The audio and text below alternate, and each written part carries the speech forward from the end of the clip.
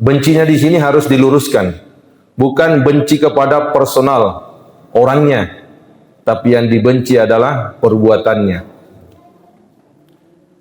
Tapi saya dengarkan ulama memberikan tamsil, ya koye pakai dena na cocok makokwe. Iya. Tidak cukup lagi hanya dengan benci di dalam hati. Ulama memberikan tamsil ibarat ibu-ibu, ya. Yero madako resa gaba katakanlah tak 2 karung. Apa ia pengalaman? Ya, apa ia tak 50 karung upah sadia untuk pajamaku 1 periode, 1 kali panen. Upah gaji tahu madako tak 50 sabu si karung. Ya wita yero ibu-ibu taniana pakai yero benci di dalam hati. Ya coba kita renungkan Pak. Kaya ibu-ibu yang ada kuase, na monro mitai ase nanandre manu, benci mimita mapadi nyawana nanandre ase. Kira-kira apa yang terjadi? Na oleh capuk matu ase nanandre manu. Iya. Kalau kita dengan lisan juga itu pun tidak cukup. Igorai bami, rukai bami manu, hus. Ya, aku pura suruh kai lisu sih.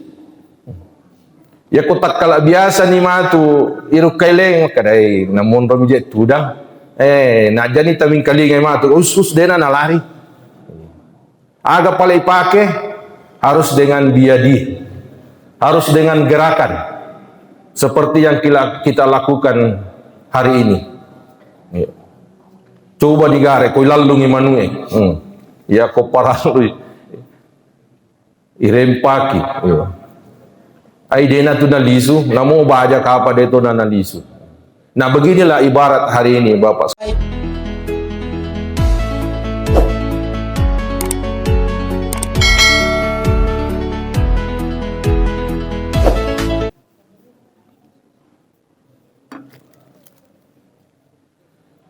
Assalamualaikum warahmatullahi wabarakatuh.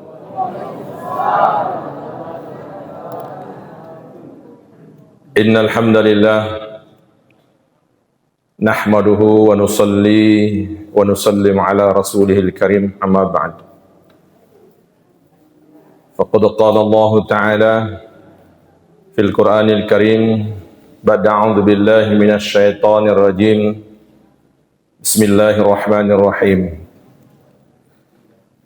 Ma kana rabbuka liyuhlikal qura bidzulmin wa ahluha muslihun. Maka dari Allah Ta'ala, Allah berjanji sekali-kali tidak akan mengazab, menurunkan bencana kepada negeri-negeri ataukah kampung-kampung kalau kita perkecil skalanya rumah tangga yang ahlinya, yang penduduknya muslihun, yang berbuat baik. Surah Hud 117. Aqad aidan wa ma asabakum min musibah fabima kasabat aydikum wa yaf'an katsir. Dan semua bencana, musibah, derita, keburukan yang menimpa dirimu adalah disebabkan pula karena perbuatan tanganmu sendiri, dan Allah mengampuni sebahagian besar dosamu. Surah Asy-Syura ayat 30. Wa qala Nabi sallallahu alaihi wasallam, man ra'a minkum munkaran falyughayyirhu biyadihi fa illam yastati' fa biqalbihi fa illam yastati' fabilisani fa illam yastati fa biqalbi wa dzalika adhaful iman. Maka dari Nabi ta nigi tahu barang siapa yang melihat kemungkaran dilakukan di hadapannya, maka hendaklah dia mencegah dengan biadih, dengan autoriti, dengan kekuasaan.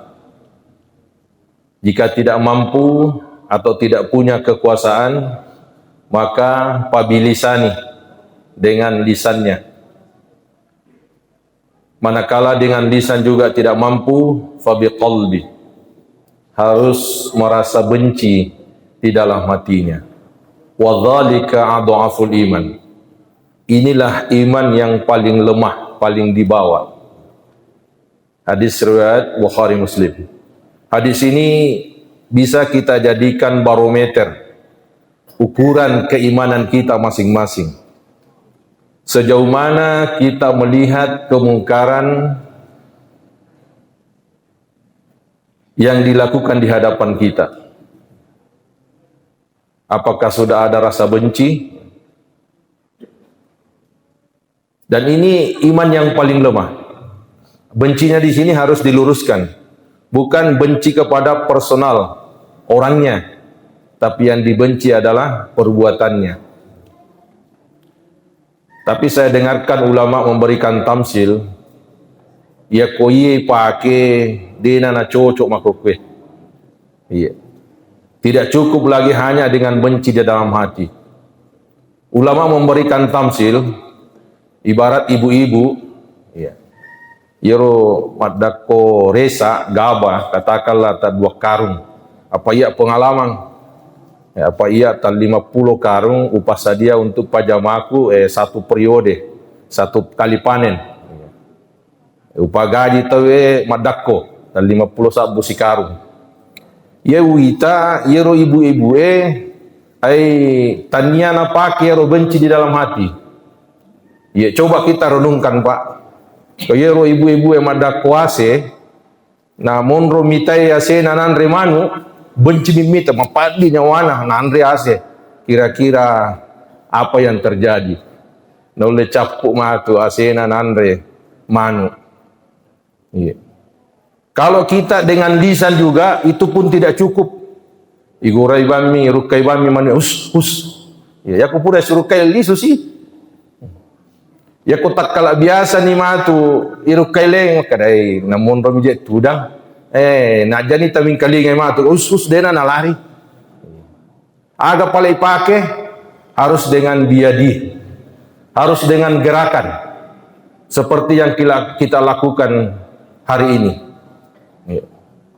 Coba digare, kau lalungi manue, ya kau paralui, irempaki. Ai dena tu na lisu, namo baja kapa deto na lisu. Nah beginilah ibarat hari ini Bapak sekalian. Kemungkaran dilakukan di mana-mana. Dan inilah sebenarnya yang mengundang bencana. Makanya saya sering katakan dengan Pak Bupati, Pak Wakil Bupati yang punya authority, jangan kita pandang enteng Pak.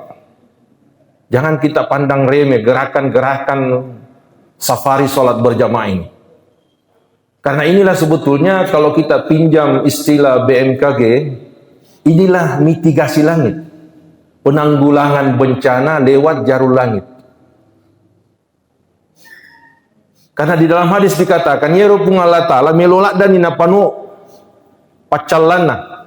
Allah ingin sekali mengazab satu daerah karena banyaknya maksiat.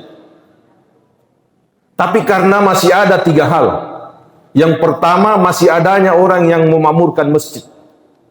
Yang kedua, masih adanya orang yang menjalin silaturahmi, ada atau si salah-salah. Dan yang ketiga, bangun tengah malam bermunajat kepada Allah. Inilah mitigasi langit. Inilah tolak balak sebetulnya. Dan sekaligus menarik rahmat. Perhatikan surah Al-A'raf ayat 97. Tapa cocok ke Ustaz kau salah. Apa ya tanya ke Ustaz pengusaha mi.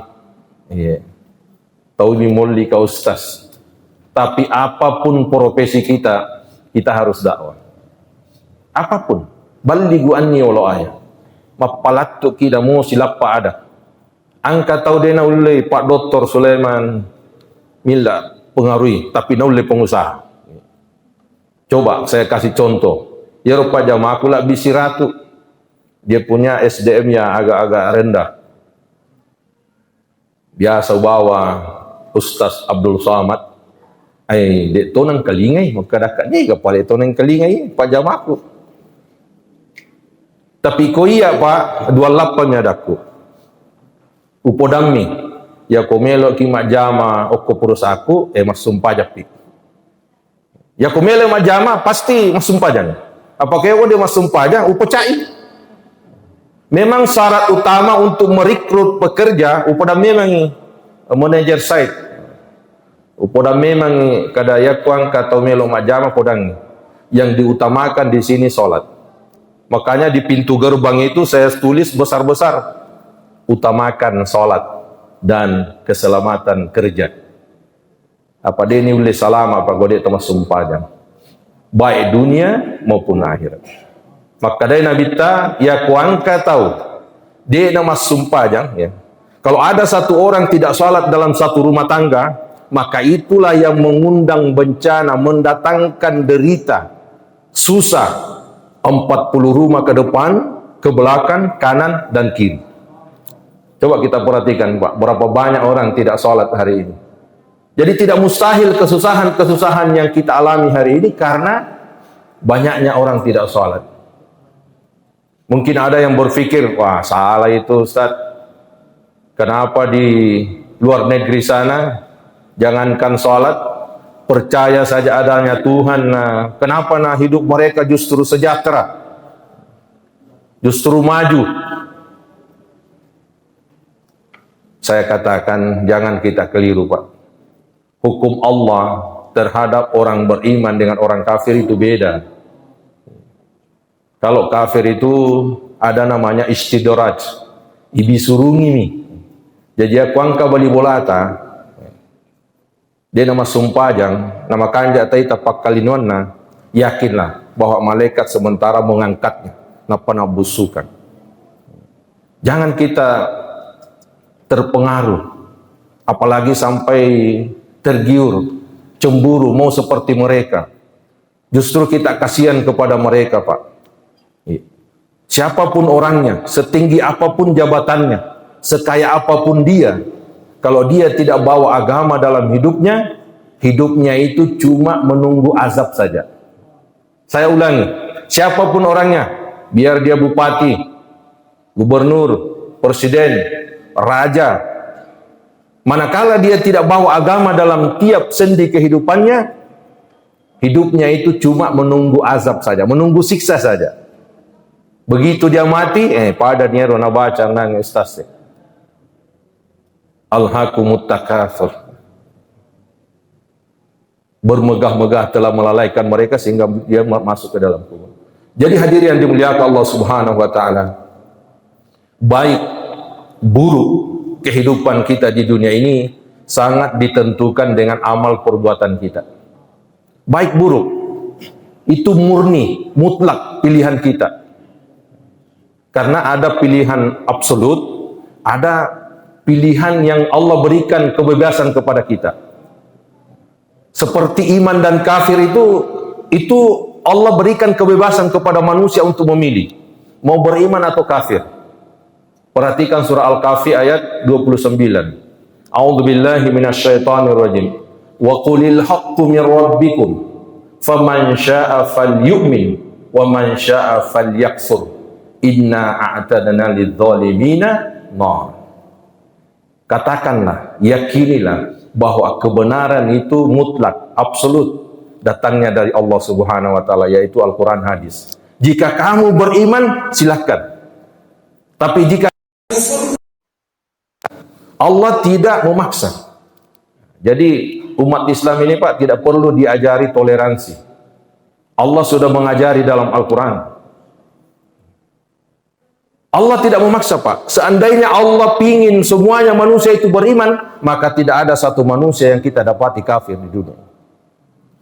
Sebagaimana Allah kehendaki malaikat semuanya taat semua. Tetapi Allah berikan kepada kita manusia untuk kita pilih, mau beriman atau kafir. Tapi masing-masing ada konsekuensi. Ya, kalau kita pilih kafir ya bebas. Kata Nabi, ad-dunya sijnul mu'minin wa jannatul kafirin. Bagi orang yang memilih kafir, ya hidupnya ini bebas seperti di surga, tidak ada lagi yang dilarang. Semuanya bebas, sebebas-bebasnya kita mengikuti keinginan hawa nafsu kita. Tapi bagi kita yang memilih beriman, kebebasan itu sudah hilang sepenuhnya. Ad-dunya sijnul mu'minin. Itu dunia ini ibarat penjara. Tapi yang namanya penjara, Pak, ya satu saat nanti kita akan bebas. Kapan kita bebas? Mati, Pak. Karena dunia ini sebetulnya penjara. Penjara bagi Adam. Buangan. Dulu kan bapak kita kan di surga. Tapi karena satu dosa, satu kesalahan saja, memakan buah khuldi, maka dibuang. Diasingkan. Nah, kalau kita sekarang mungkin Nusa Kambangan. Ke dunia ini buangan ini dunia, Pak. Demi ini aja pui, demi ini paham atau beloleh monro metai buah. Padahal seandainya kita paham ini dunia, Pak, ya saya pribadi, seandainya ada jalan yang halal untuk kita cepat tinggalkan dunia ini, maka saya akan tempuh. Cuma tidak ada jalan yang halal. Pada sabar mau kimat tajam, insyaallah narapi tu watuna. Iya. Ini dunia, Pak, kita harus paham betul. Ini malah tak puji linui. Oleh sebab itu hadirin yang dimuliakan Allah Subhanahu wa taala, dunia ini kita harus paham. Bukan berarti kita dilarang bermewah, hidup sejahtera, tidak. Saya ya gunakan semua teknologi, kita bukan menolak teknologi industri, tidak. Tapi bagaimana teknologi industri itu kita jadikan sebagai wadah, sebagai sarana, sebagai jalan untuk sampai ke tujuan. Karena kita diciptakan bukan untuk dunia, tapi dunia diciptakan untuk kita. Rasulullah SAW bersabda dalam hadis qudsi, innamad dunya khuliqat lakum wa antum khuliqtum lil akhirah. Iya linoi Bapak Ibu, ipancaji untuk di mana? Langit, bumi, daratan, lautan, tumbuh-tumbuhan, hewan-hewannya, semuanya itu diciptakan untuk kita. Jadi silahkan diambil, tidak ada larangan. Tapi ingat, wa antum khuliqtum lil akhirah. Tapi iko mana tos itu pancaji tanua untuk lino, tapi lil akhirah. Ya naru podang sila surat konange pakka buah aluminium. Upodang ikege yo Fortunernya aku boleh kadang-kala dipakai. Iya. Kita mau milik kita yang terbaik di dunia ini, kita mau supaya di akhirat juga kita miliki. Masa aku milih yang nyaman-nyaman, aku milih akhirat. Makanya ada ungkapan kata mengatakan telunjuk lurus, kelingking berkait. Artinya kaitkan semua dengan agama. Apapun yang kita lakukan, apapun yang kita miliki, supaya dia hidup abadi dan lurus dalam pandangan Allah. Kita punya jabatan, manfaatkan untuk agama. Sehingga bukan saja di dunia kita berkuasa, tapi di akhirat nanti kita akan menjadi raja selamanya. Paling kecil nanti surga kita semua yang ada di sini, ini berdasarkan firman Allah, kita semua ini calon-calon raja di surga, ibu-ibu calon ratunya. Amin. Orang yang beriman itu, Pak, yang paling kecil, yang paling di bawah imannya, ya benci saja kemaksiatan itu, akan diganjari surga nanti yang luas surganya 10 kali lipat dunia ini. Nah, kita yang memakmurkan masjid, apalagi mengajak orang untuk memakmurkan masjid, bukan kita yang mengakui diri kita beriman, tapi Allah sendiri. Atau ayat 18. Innama ya'muru masajidallah man amana billahi wal yaumil akhir. Hanya saja, Pak. Jadi tidak usah kita ahli tafsir, Pak, kita sudah bisa mengartikan ayat ini. Hanya saja berarti ya selain daripada yang dimaksud ayat ini tidak dianggap beriman, mohon maaf. Innama ya'muru masajid, hanya saja orang-orang yang memakmurkan masjid itulah orang yang benar imannya kepada Allah dan hari akhir. Berarti kalau dia memakmurkan masjid, dia itu tetap jaminan ayat ini. Makanya saya pribadi, saya sampaikan ke Pak Bupati, saya lantang sampaikan. Kalau mau makmur ini Pindrang Pak, jangan banyak konsep, jangan banyak teori, jangan banyak teknik. Makmurkan saja masjid. Mudah sekali. Tidak pakai banyak ilmu, tidak pakai tenaga, tidak pakai banyak dana. Pakai kemauan saja. Iya. Bukan berarti bahwa yang lain kita tidak kerjakan. Tetap juga, tapi awali dari masjid. Siapa yang memakmurkan masjid, Allah makmurkan hidupnya. Coba Pak, iya. Kalau kita istiqamah memakmurkan masjid, ini matu tolak Illinois. Iya. Karena barang siapa yang ambisinya, orientasinya, konotasinya, semangatnya, cita-citanya, nawaitunya akhirat, Allah yang akan paksa dunia, Allah yang akan paksa kirim dunia padanya. Iya. Coba Pak. Saya bukan pantas dijadikan contoh, tapi saya sharing sedikit kepada kita semua. Saya proyek Pak, kadang dari kementerian, dari mana-mana datang tawaran. Karena kebetulan alhamdulillah kita punya dukungan yang memadai. Kita punya batching plan, kita punya AMP. Itu jarang orang punya yang begitu Pak. Ya.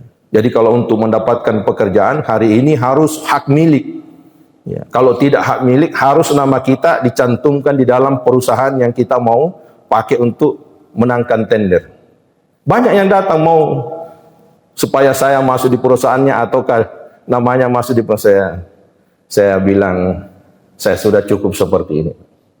Jadi tawaran-tawaran itu tadi sempat Pak Kanda Dokter Sulaiman tanya, bagaimana caranya bisa dapat? Nah, itu Mr. Ali, ini calon menantu saya dari Turki. Nah, coba berdiri supaya jamaah lihat.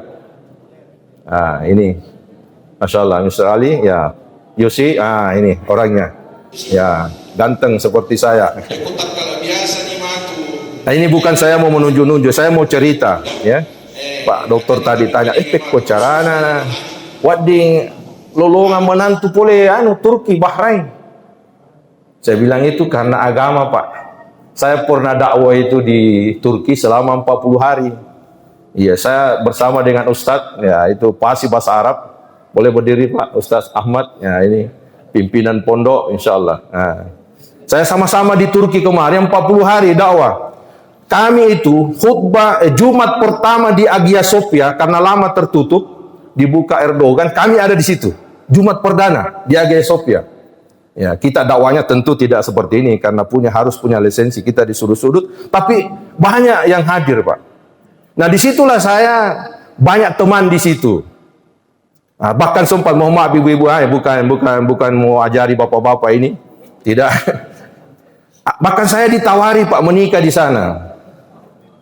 Saya bilang podangnya ustaz saya makadaka ganna nih apa? Talu ni makada CDP makada kai cukup ni ya cau ni tahu cau tu ni ya. Alhamdulillah ternyata karena saya pernah di sana, anak saya punya kenalan, makanya saya telusuri dulu. Saya ada teman di sana, saya telepon saja. Saya bilang coba jejaki nih orang, apa benar orangnya? Oh ternyata apa yang disampaikan ke anak saya semua betul. Punya kebun zaitun di sana, punya pabrik di situ. Oh oke, tafadhal datang. Alhamdulillah datang dengan orang tuanya. Saking seriusnya. Iya. Besok subuh insya Allah dia yang ceramah nanti di Patomo, nanti transitnya ini. Nah ini saya cerita ini Pak. Kalau agama itu diurus Pak, dunia itu akan ikut. Jangan takut. Karena kata Nabi, ad-dunya dilul akhir. Dunia ini bayangan akhirat. Saya kasih contoh supaya mudah dipahami. Belum Ya. Ada burung terbang di udara. Sementara ada orang yang ingin tangkap bayangan burung. Nah, kita sudah bisa bayangkan bagaimana kira-kira repotnya kalau mengejar bayangan burung. Kadang naik di menara, kadang di laut, ya pasti kita sudah bisa membayangkan bagaimana susahnya, repotnya, terpuntang-panting ke sana kemari untuk mengajar bayang burung, dan bayangan burung tidak mungkin ketangkap. Tapi kalau kita cerdik, pandai, tangkap burungnya, otomatis bayangannya ketangkap. Tangkap akhirat, otomatis dunia ketangkap. Karena dunia ini bayangan. La ilaha illallah. Jadi hadirin yang dimuliakan Allah Subhanahu wa taala, solusi dari semua masalah-masalah yang kita hadapi agama. Saya tahu di sini kita semua punya masalah. Jangan kira Pak Dokter ini berderet dia punya gelar tidak ada masalahnya. Coba ditanya, pasti ada masalahnya. Tidak ada manusia yang tidak punya masalah. Orang miskin punya masalah, orang kaya juga banyak masalahnya. Kaya biasa masalah, pejabat juga banyak masalahnya. Orang jelek masalah, orang cantik masalah juga itu. Iya, masalah. Saya tahu karena saya punya istri, saya tahu. Kalau yang merasa cantik itu, waduh, repot itu. Jangan bilang kayak kita berhayal, wah kalau kita mempersunting ya, seorang anak muda itu mungkin berpikir kalau saya mempersunting ini alangkah bahagianya saya. Itu keliru. Belum tentu Pak, ada orang bahagia istri cantik, ada orang tersiksa karena istri cantik. Tidak mau diginiin, tidak mau digituin, mau dicerai, sayang cantik, jadi merepotkan. Ya tidak ada orang Pak tidak punya masalah, tidak ada. Nah untuk menyelesaikan masalah-masalah ini, itulah Allah mengutus para nabi dan rasul. Lebih kurang 124.313 rasul, 25 yang dicerita dalam Al-Quran. Ada diantaranya 5 ulul azmi. Semua nabi yang datang membawa message, membawa pesan yang sama. Apa itu? Din, agama. Nah siapa saja yang mengamalkan agama dalam tiap sendi kehidupannya, pasti Allah selesaikan masalahnya. Wa may yattaqillaha yaj'al lahu makhraja wa yarzuquhu min haitsu la yahtasib. Barang siapa, niki tahu, miskin, kaya, rakyat, pejabat, orang jelek, orang cantik, orang yang tinggal di gubuk, orang yang tinggal di istana, min zakarin ya. Kalau kita ambil lagi An-Nahl 97, beramal soleh, siapa saja, pasti Allah berikan solusi jalan keluar dari semua masalahnya. Jadi masalah kita akan selesai bukan karena kaya, bukan karena kuat, bukan karena banyak pengikut, bukan karena kita punya jabatan, tapi masalah kita akan diselesaikan oleh Allah, buah hasil dari ketakwaan kita kepada Allah Subhanahu wa taala. Semua solusinya agama. Mau hati kita ini tenang, damai, tentram, solusinya agama. Allah berjanji ala bizikrillah tatmainnul qulub.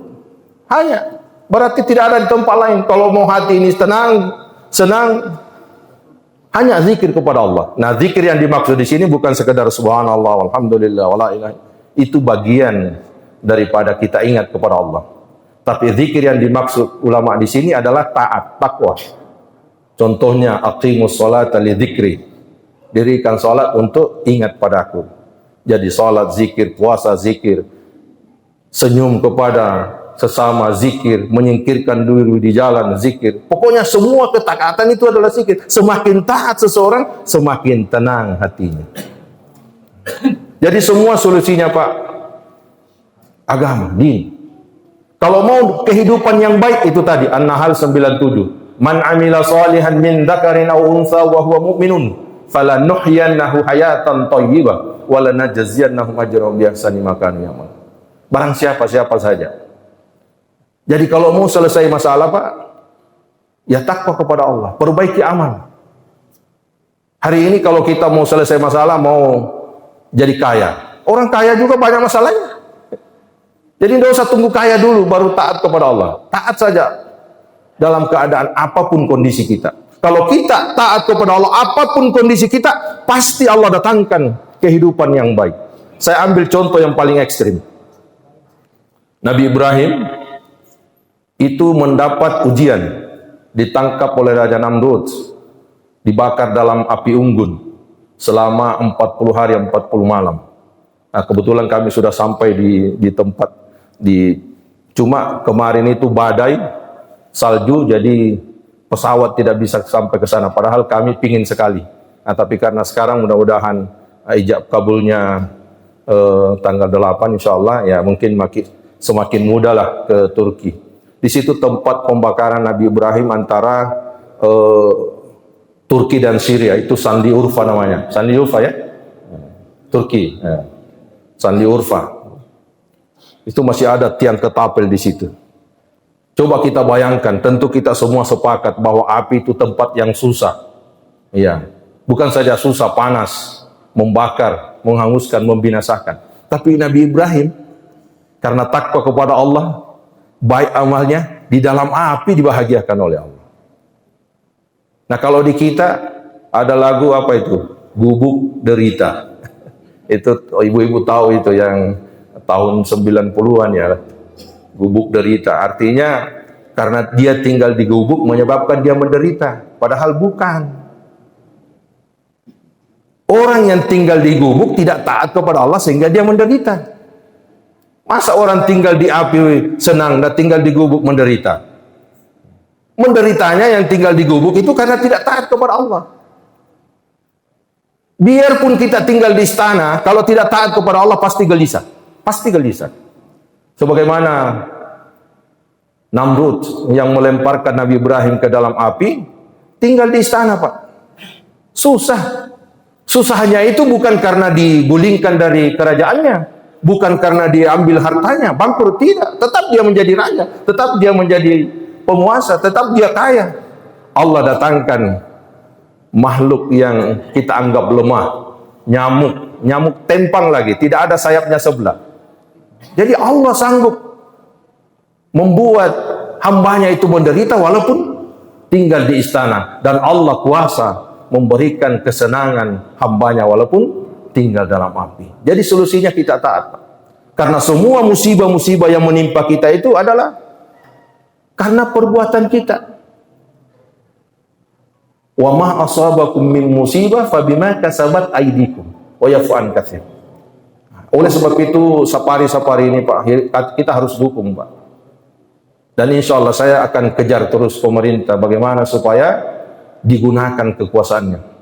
Sebagaimana kita lihat Parepare, alhamdulillah semua ASN itu diajak semua untuk terbiasa di masjid. Malah disuruh itikaf di masjid 3 hari itu full. Iya. Karena prinsipnya pada ya rumanue ko yal di pole pasae na tapela pasang ay pastilannya tapi ko kurung jo talungaso pakanjaki andeno ko kandanna ya ko pasang ma to lisuri am kotor. Jadi luar biasa ini tasbih berjamaah ini, masya Allah luar biasa Pak. Dan saya sering luar biasa. Nah, makanya kami juga di di Dompanua Lembang ya, kita buat juga safari subuh. Ya, jadi ini cuma wadah Pak, bahasanya yang berbeda. Cuma terkadang ada lagi orang yang wah ini bidah ini. Saya bilang, wah kenapa? Nah ini Nabi tidak pernah lakukan. Saya bilang, siapa bilang bahkan kalau hadis Nabi kita mau lakukan Pak lebih parah lagi. Coba kata Nabi, seandainya tidak ada wanita dan anak kecil dalam rumah, maka saya akan suruh pemuda untuk mengumpulkan kayu bakar untuk membakar rumah orang yang tidak sholat berjamaah. Coba. Kalau ini kita mau pakai Pak, boleh megalada dikasih bola itu no kupendrak. Iya, makanya kita safari seperti ini dulu. Kalau itu yang dipakai, makanya zaman Nabi itu tidak ada orang Pak, laki-laki tidak ada sholat di rumah walaupun munafik. Sholat di masjid semua berjamaah kecuali Isya dan subuh. Makanya kata Nabi usahakan sholat subuh berjamaah dan Isya, karena itu berat bagi orang munafik. Nah, jadi kalau tapi jangan kita ukur orang lain, ukur diri kita. Ya saya pribadi Pak, kalau merasa berat itu sholat subuh, nah, kalau sekarang tidak lagi, insya Allah. Ya, jangankan sholat subuh, tahajud pun mudah. Ya. Karena prinsipnya saya pengusaha, saya sering sampaikan teman-teman pengusaha, saya katakan bahwa tidak salah kita berpikir bagaimana makan enak, tidur enak, berkendaraan enak, punya istri enak, pokoknya serba enak. Tidak salah, silahkan. Tapi jangan sampai kita lupa bagaimana mati enak, bagaimana enak setelah mati. Nah ini biasa mau pikir ibu-ibu ya. Biasa jadi pikir bagaimana matinya saya enak, bagaimana setelah mati enak. Ini jarang dipikir. Yang kita selalu pikirkan bagaimana hidup, bagaimana hidup. Nah, ketika kita mati ya kalang kabut. Baru kita mengiba kepada Allah. Rabbana absarna wa sami'na farji'na na'mal salihan inna muqinun. Tidak lagi diterima, Pak. Ya, oleh sebab itu hadirin dimuliakan Allah Subhanahu wa taala, mudah-mudahan pertemuan kita ini memberikan kita motivasi dan jangan lagi kita cuma benci di hati, Pak, ya. Nah, kita harus gunakan apa yang kita miliki. Apa yang kita miliki. Karena kita mulia itu bukan karena jabatan kita, bukan karena harta kita, bukan karena ibadah kita. Kita mulia itu karena kita punya tanggung jawab. Ta'muruna bil ma'ruf. Perhatikan surah Ali Imran ayat 110. Kuntum khaira ummatin ukhrijat linnas ta'muruna bil ma'ruf wa tanhauna 'anil munkar. Kalian adalah the best of umat. Umat yang terbaik. Syaratnya terbaik ya ta'muruna bil ma'ruf. Jadi kita safari-safari ini istilahnya menyuruh orang berbuat kebaikan. Dan inilah yang saya katakan di awal tadi, mitigasi langit. Karena Allah berjanji tidak akan mengazab, tidak akan menurunkan bencana kepada negeri-negeri yang penduduknya, yang ahlinya muslihun, yang penduduknya adalah berbuat kebaikan. Kebaikan yang dimaksud di sini adalah takwa kepada Allah, menjalankan perintah Allah, menjauhi apa yang dilarang. Saya kira ini yang saya sampaikan, mudah-mudahan menjadi motivasi. Ini sudah masjid yang satu lagi cukup 800, luar biasa, Masya Allah. Ya, mudah-mudahan semakin hari semakin bertambah, apalagi kalau kita berkolaborasi, bekerja sama, ya, insya Allah, ya, ringan sama dijinjit, berat sama dipikul, dan semua kita punya segmen, semua kita punya pengaruh, semua kita punya magnet, Pak. Jangan bilang wah saya ini cuma petani, angkat tuh naule tuh na pengaruh petani, dia naule ini. Yang penting kita masih sama-sama mau, dan Allah tidak mau lihat hasilnya. Tapi Allah mau melihat keberpihakan kita, usaha kita. Ada Nabi, Pak, tidak ada pengikutnya, tapi masuk surga. Itu Nabi Samsung atau Sami'un. Tidak ada, dia masuk surga sendiri, tidak ada pengikutnya, walaupun istrinya tidak ikut. Jadi bukan hasilnya yang Allah lihat, tapi usaha kita, kata Pak Dokter tadi. Jadi insya Allah semua kita ambil bahagian di subhanallah bihamdi, subhanallah bihamdika, asyhadu an la ilaha illa anta astaghfiruka wa atubu ilaik. Assalamualaikum warahmatullahi wabarakatuh.